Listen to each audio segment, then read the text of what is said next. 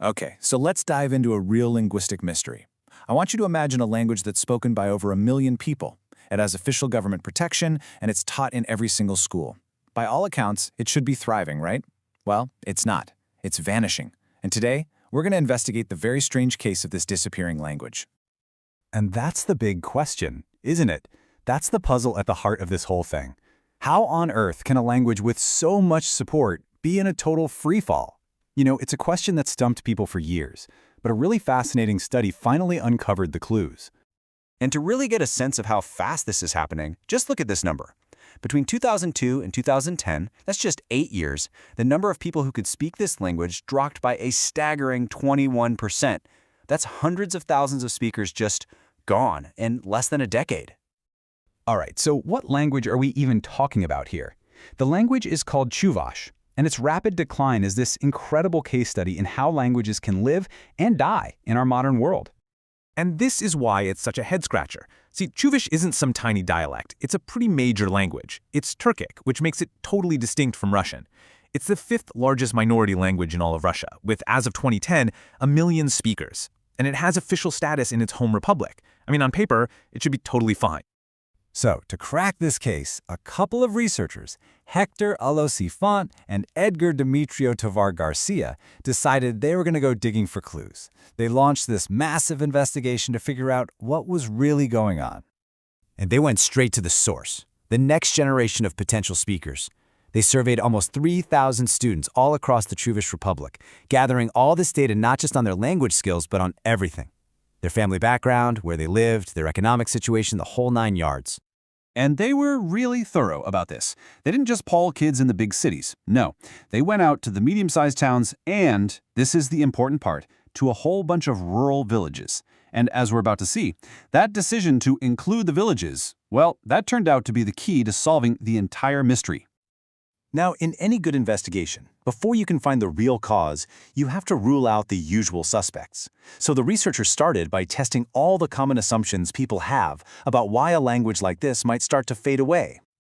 So what are the first things you might think of? Well, maybe things like gender or family income, right? I mean, it seems plausible.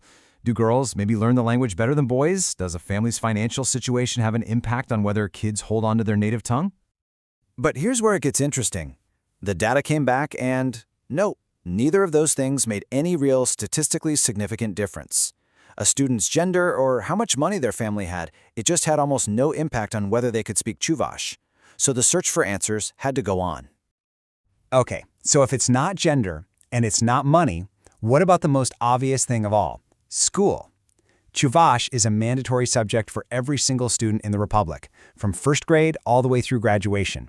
Surely that has to be making a difference, right? And the answer, believe it or not, was a big no. The study found zero evidence that all those years of mandatory language classes were actually improving student skills. Kids in the higher grades didn't know Chuvash any better than kids in the lower grades. The school system, which was supposed to be the main line of defense for the language, just wasn't working. So with all the usual suspects off the table, the researchers finally uncovered the real culprit, and it had nothing to do with school policy or family wealth. It had everything to do with family history. This was the breakthrough. It turned out that the single most important factor, the biggest predictor of whether a kid knew Chuvash, wasn't where the child lived now, but where their parents came from. If your parents grew up in a village, you were way more likely to know the language. The researchers summarized their finding with this really powerful line. The language isn't just fading away slowly over time, it's hitting a brick wall. The children of parents who move to the city are, for the most part, just not learning it. It's a clean break, a generational cutoff. And I mean, just look at the difference. It is absolutely stark. If your parents came from a rural background, you had a super high probability of knowing Chuvash. But for kids whose parents were from the city, the probability just plummets. That connection to the village, that was the language's lifeline. So there's actually a name for this whole process. It's called the assimilation hypothesis. And the theory is pretty simple. When people move into a dominant culture, like, say, moving from a Chuvash-speaking village to a mostly Russian-speaking city to find better jobs, they're just way more likely to assimilate. And in that process, the minority language gets lost.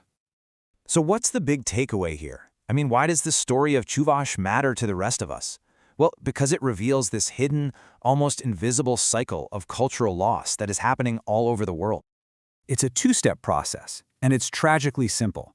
First, families leave their rural homes looking for a better life in the city, better jobs, better schools.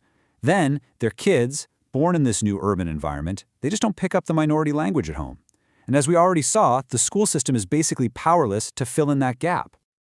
Oh, and they found one last really fascinating little detail in the data.